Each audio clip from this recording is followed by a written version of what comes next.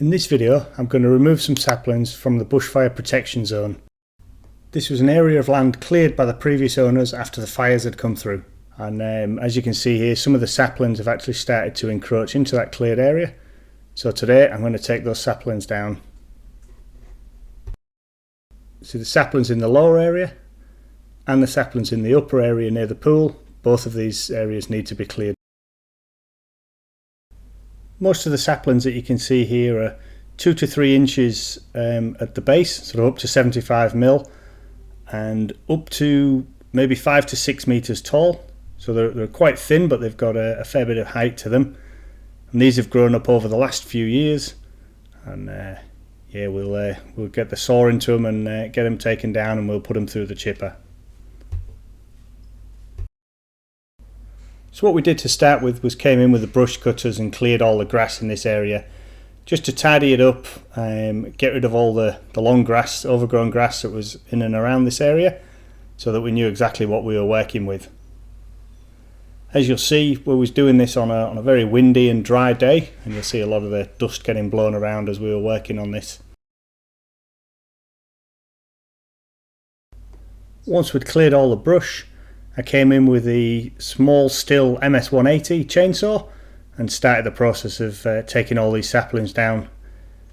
Now, I was cutting these saplings as close to the floor as I could, and therefore it didn't take long for me to dull the chain.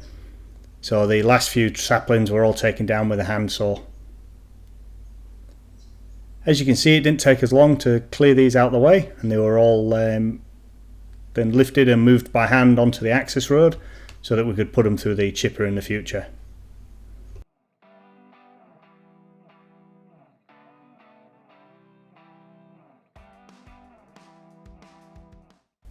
Now the trees in the next section, which are a little bit further up the hill, they were quite a bit bigger, similar sort of diameter, but they'd kind of grown quite bushy, and in that sort of, yeah, some of them were longer than 6 meters long.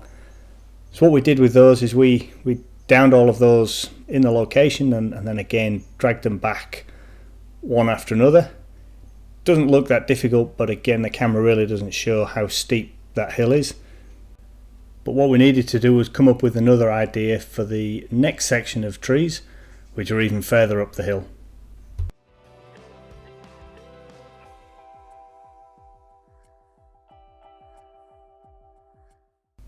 So what you can see here is a quick drone shot of the area at the end of day one. So all the saplings on the left hand side have all been taken down, maybe about 3/4 of the way up the hill. I've still got saplings at the top of the hill there to remove, and saplings just below the pool. Both of those will be done the next day that I arrive. So it's a few days before I can get back to the land, and the next time I get back, it's a cold and foggy morning, as you can see here, and these are the saplings which need to be taken down. These are the saplings that are just below the pool, and again these seem to have grown out of nowhere. There was no trees there previously, but they've all sprouted up and all need to be taken down. So I set about removing all the saplings from below the pool area, again working with the MS180, just cutting my way through all of those. And once all the saplings below the pool are removed, I set about taking down the saplings at the top of the hill as high as I need to go, again taking them all down with the MS180.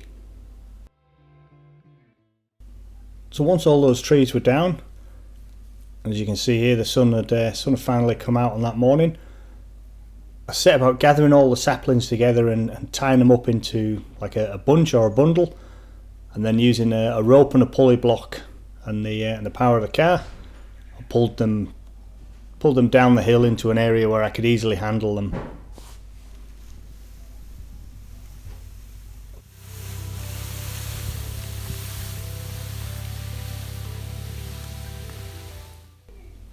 And once I got the first bundle down, it was time to just continue on bundle after bundle, bringing them all down close to the access road so that I could actually put them through the chipper quite easily. Alright, we're good to go? Yep.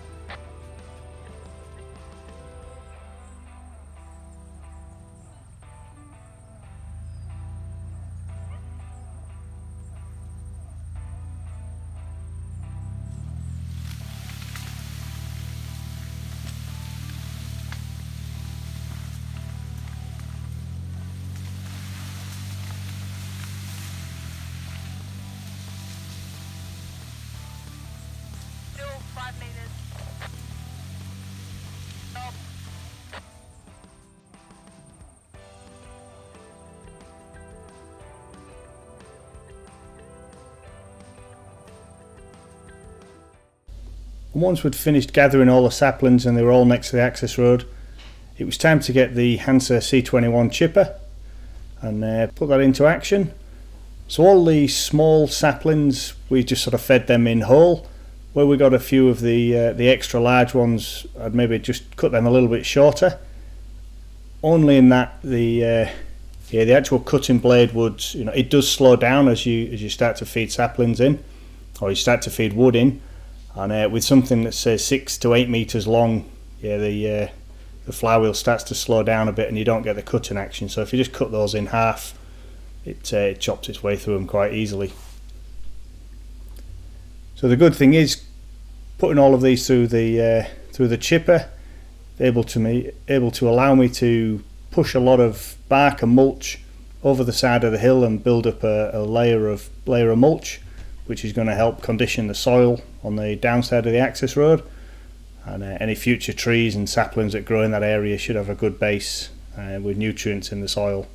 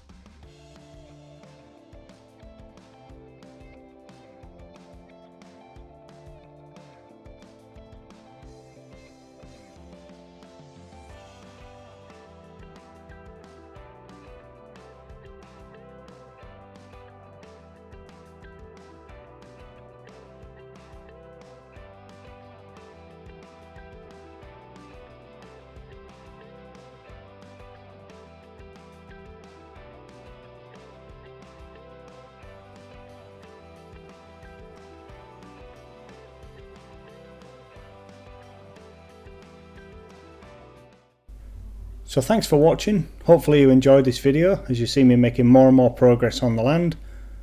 If you did enjoy it, please click subscribe so you can tune in for more videos as I release them.